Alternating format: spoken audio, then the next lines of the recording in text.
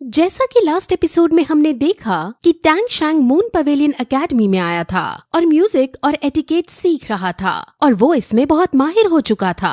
Prince जू की बहन ने प्रिंस जू के लिए लेटर लिखा था जिसमें उसने टैंग शैंग की तारीफ की थी। अब टैंग शैंग को सीखते सीखते 1 साल हो गया था और वहाँ का एक रूल था कि जो बच्चा सबसे अच्छा सीखेगा वो 1 साल बाद होने वाली सेरेमनी में प्ले करेगा। और क्योंकि टैंग शैंग वहाँ सबसे अच्छा स्टूडेंट था, इसलिए अब टैंग शैंग सभी रॉयल गेस्ट के सामने प्ले करता है। वहाँ बहुत सारे रॉयल गेस्ट मौजूद थे और उनमें प्रिंस जू भी शामिल था। टैंग शैंग बहुत अच्छे से इंस्ट्रूमेंट बजाता है और उसकी परफॉर्मेंस को देखकर सब हक्के बक्के रह जाते हैं। काम कर रहे लोग उसके गाने में इतने मदहोश हो जाते हैं कि वो अपना काम भी भूल जाते हैं और बाकी जो ऑडियंस उसे सुनती है वो सब अपने बच्चों को टैंग शैंग के जैसा बनाने की सोचने लगते हैं। परफॉर्मेंस खत्म होने के बाद प्रिंस जू टैंग हिन से मिलने जाता है और वो टैंग हिन की तारीफ करता है और उसे कहता है कि मुझे तुमसे कुछ देर अकेले में बात करनी है।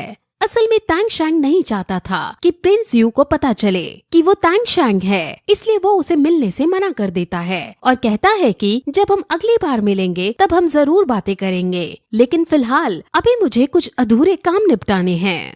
जब वो बात कर रहे थे, प्रिंस जू की बहन टैंग शैंग को ही निहारे जा रही थी और वो टैंग शैंग को पसंद करने लगी थी। रात को टैंग शैंग बालकनी में खड़ा था और वो कुछ सोच रहा था और फिर तभी वहाँ उसकी आंट यानी यू हुआ आती है और वो उसकी स्किल्स की तारीफ करती है और फिर हंसते हुए कहती है कि तुम आसानी से प्रिंस जू की बहन से शादी कर पाओगे क्योंकि वो तुम्हें पसंद करती है। टैंग शैंग उन्हें समझाता है कि वो उसके बारे में ऐसा बिल्कुल नहीं सोचता, जिस पर जब आंट पूछती है कि क्या कोई और तुम्हारी गर्लफ्रेंड है, ये क्वेश्चन सुनकर टैंग शैंग को जीवू की याद आ जाती है और वो उदास हो जाता है।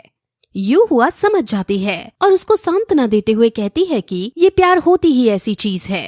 एक समय ऐसा था जब मैंने भी प्यार किया था और प्यार के लिए हर चीज लुटा दी थी, लेकिन अंत में मुझे सिर्फ निराशा मिली। अब उसका 1 साल पूरा हो गया था, इसीलिए वो ट्रेनिंग खत्म करके अपने पापा के पास वापस जाता है और वो अपने पापा को देखकर खुश हो रहा होता है। लेकिन तभी वो देखता है कि उसके पापा का एक हाथ और एक पैर कटा हुआ है।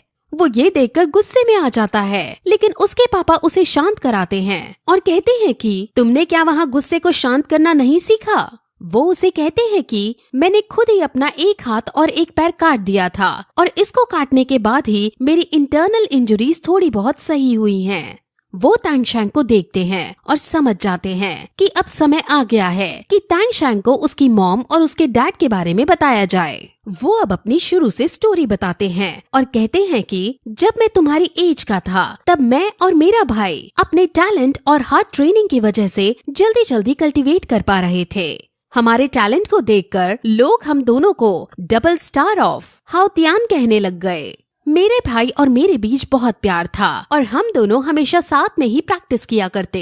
एक बार हमारे पिताजी ने हम दोनों को 1 साल के लिए बाहर ट्रेनिंग करने के लिए भेजा और हम दोनों अलग अलग शहरों में गए और वहाँ हमने कईयों की मदद की और कईयों से ज्ञान प्राप्त किया। और फिर एक दिन ऐसे ही चलते चलते हम एक गाँव में पहुँचे। उस गांव में जाने के बाद हमें बहुत सम्मान मिला, लेकिन जब वहाँ समारोह हो रहा था तब वहाँ एक बड़ा सा राक्षस उनके सामने आ गया और वो गांव के एक बच्चे को उठाकर अपने साथ ले गया। मैं और मेरा भाई उस राक्षस के पीछे भागे और हमने उससे काफी लड़ाई की। लंबे स्ट्रगल के बाद हम दोनों भाइयों ने मिलकर उस राक्षस को मार गिराया और बच्चे को वापस गाँव ले आए। ये सब देखकर गाँव वाले हम दोनों भाइयों को पूजने लगे और हमें अपना हीरो मानने लगे। वहाँ जश्न मनने लगा और जश्न के अंदर सब इतना इन्वॉल्व हो गए कि उनको एक खतरनाक सोल बीस्ट के आने का पता ही नहीं चला और उस सोल बीस्ट ने अचानक एक बच्चे पर हमला कर दिया। हम सब उसको बचाने भागे, लेकिन शायद हम उसे बचा ना पाते क्योंकि बच्चा हमसे दूर था। लेकिन तभी वहाँ पर यिन आ जाती है और वो सोल बीस्ट को मारकर बच्चे को बचा लेती है। यिन को देखते ही मुझे उससे प्यार हो गया और हमने यिन से बातचीत की और फिर हम तीनों का एक ग्रुप बन गया और अब हम तीनों ने साथ में प्रैक्टिस करनी शुरू कर दी। यिन बहुत ज्यादा पावरफुल थी और अब फिर एक दिन हम तीनों ऐसे ही बैठे थे और हम दोनों भाइयों को ही यिन से प्यार हो गया था, लेकिन मेरा भाई मेरे इरादों को समझ गया था और उसने मेरे खातिर अपने पैर पीछे कर लिए और फिर हमेशा के लिए ट्राइब वापस लौट गया। उसी रात फिर यिन और मैंने एक दूसरे को प्रपोज किया और यिन ने मुझे अपने सोल बीस्ट होने की बात बताई। अब ये मेरे लिए बहुत शॉकिंग था, लेकिन मेरे प्यार ने सारी हदें पार कर रखी थी, जिस वजह से मैंने उसके सोल बीस्ट होने के बावजूद उससे शादी रचने का डिसाइड किया। और फिर कुछ समय बाद तुम पैदा हुए। जिस दिन तुम पैदा हुए उस दिन फिर हम वापस ट्राइब लौट रहे थे, लेकिन तभी मार्शल सोल को इस बारे में पता चल गया कि यिन एक सोल बीस्ट है और वो यिन को मारने के लिए उसके पीछे दौड़े। मैंने उसे बचाने की बहुत कोशिश की, लेकिन यिन ने मुझे अपनी ब्लू सिल्वर प्लांट से बांध दिया और खुद को ये कहकर सैक्रिफाइस कर दिया कि आप टैंग शैंग की रक्षा करना। और उस दिन मुझे बहुत गुस्सा आया और मैंने गुस्से में मार्शल सोल के हर एक योद्धा को हरा डाला। अब वो चाहता तो इन सभी योद्धा को जान से मार सकता था, क्योंकि तियान हाओ इतना शक्तिशाली था कि अगर मार्शल सोल का हर एक योद्धा एक साथ उस पर अटैक करे तो भी तियान हाओ अंत में जीत जाएगा। लेकिन ऐसा सब करने के बावजूद भी उसे शांति नहीं मिलती, क्योंकि उसकी यिन उससे दूर जा चुकी थी। वो जानता था कि इस सब के पीछे मार्शल सोल के पोप का ही हाथ है और अगर उसे मार्शल सोल से बदला लेना है तो उसे पोप को मारना होगा। उस समय मार्शल सोल का पोप कियान जुनजी था।